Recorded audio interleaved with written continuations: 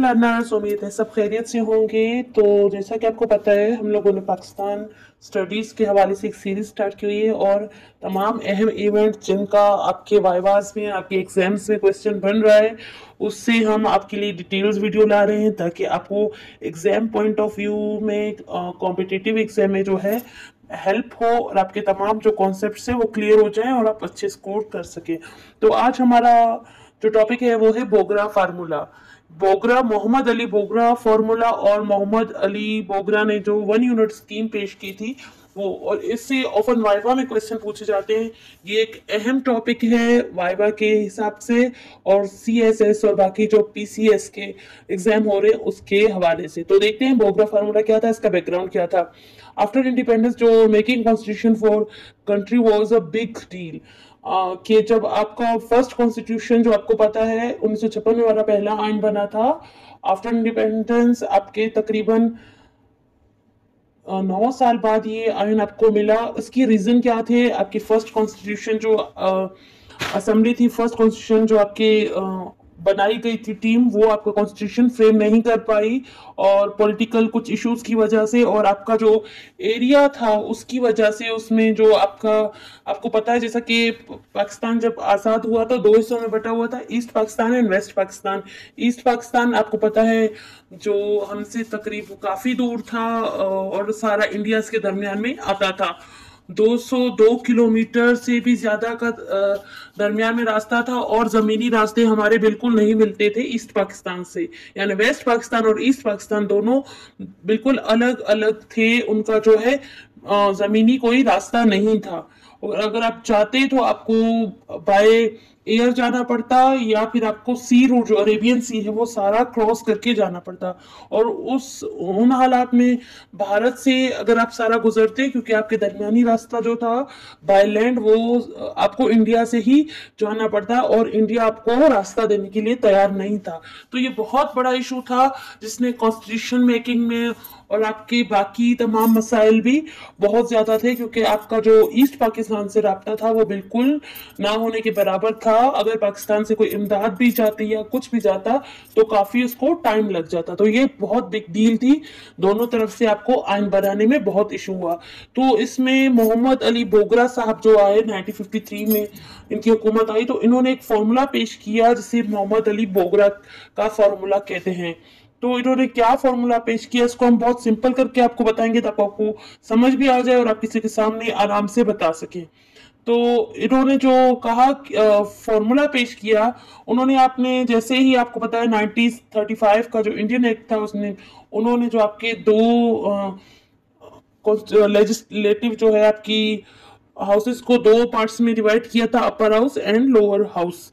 जैसा कि आप पाकिस्तान में भी है आपका कौमी असेंबली और जो है सेनेट है, तो 2 हाउसेस ही। तो इसमें भी उन्होंने 2 हाउसेस का बताया, 2 हाउसेस की स्कीम पेश की और उनकी टोटल सीटों की तादाद जो उन्होंने बताई वो 300 थी। टोटल सीटें 300 थी और उन्होंने इसका जो है तकसीम कुछ इस तरह से की कि ईस्ट पाकिस्तान को आपके अपर हाउस में, ईस्ट पाकिस्तान और बाकी जो वेस्ट पाकिस्तान के 4 सूबे थे, चारों सूबों को 10-10 सीटें और 5वां सूबा आपका ईस्ट पाकिस्तान था उसको भी अपर हाउस में 10 सीटें दी। यानी टोटल 10-10 करके 5, 4 प्रोविंस यहाँ के और 5वां प्रोविंस जो है ईस्ट पाकिस्तान का और 4 प्रोविंस वेस्ट पाकिस्तान के, यानी बलूचिस्तान को उस टाइम आपका जो है नहीं मिला था दर्जा सूबे का, तो शाही चरगा था 10 उसकी, NWFP जिसको आप आजकल KPK कहते हैं 10 उसकी, 10 पंजाब की, 10 सिंध की।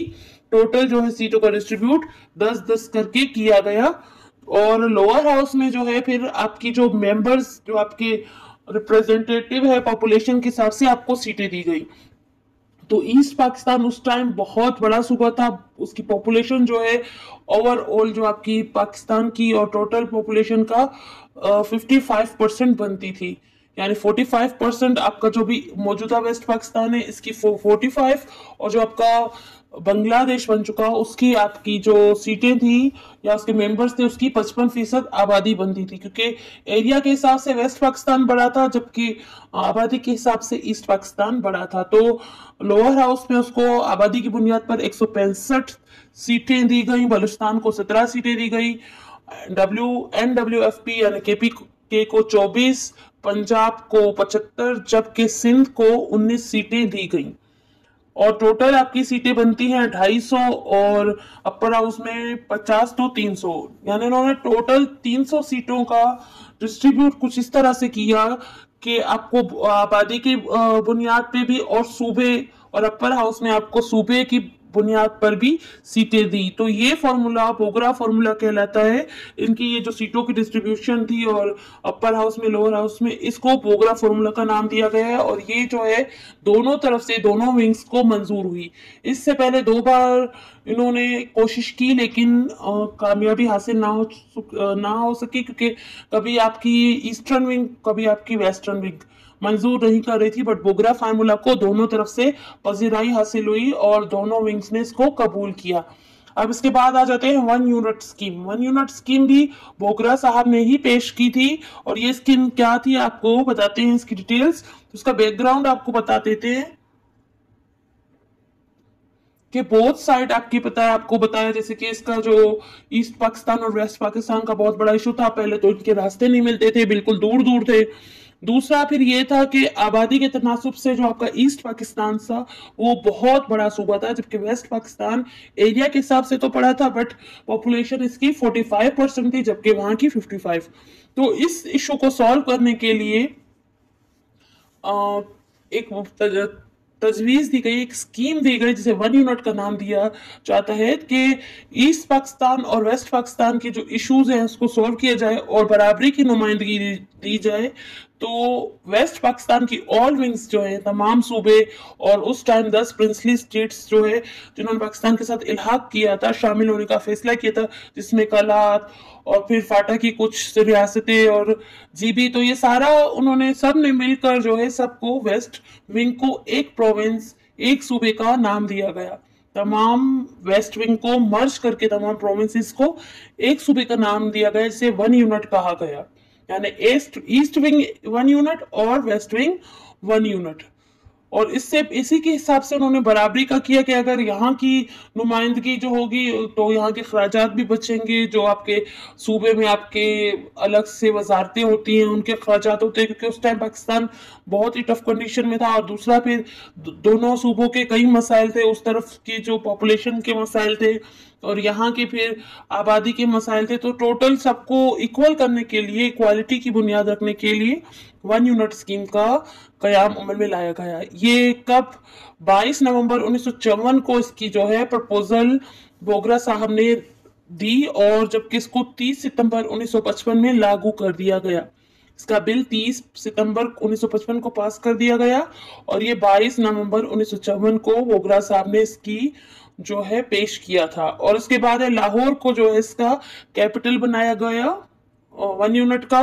डॉक्टर खान साहब जो है first minister chief minister appoint हुए 1 यूनिट के, जबकि मुश्ताक अहमद कुरमानी जो है फर्स्ट गवर्नर वेस्ट पाकिस्तान के मुंतखब हुए। इसके बाद है 1 यूनिट डिसॉल्व जो है वो 1970 में आका जनरल याया खान ने इसे डिसॉल्व कर दिया था, क्योंकि इसके बाद फिर कई मसाइल 1 यूनिट के बाद फिर कई मसाइल ने जन्म लिया, क्योंकि जब आपको होना ये चाहिए था कि छोटे छोटे सूबों में तकसीम करके अच्छी तरह इंतजामी निज़ाम देखने के बजाय बल्कि इन्होंने सारे सूबों को मर्ज कर दिया। फिर कई इंतजामी मसाइल, कई पॉलिटिकल इश्यूज भी राइज हुए, तो इसको फिर याया खान ने आकर 1970 में डिसॉल्व कर दिया।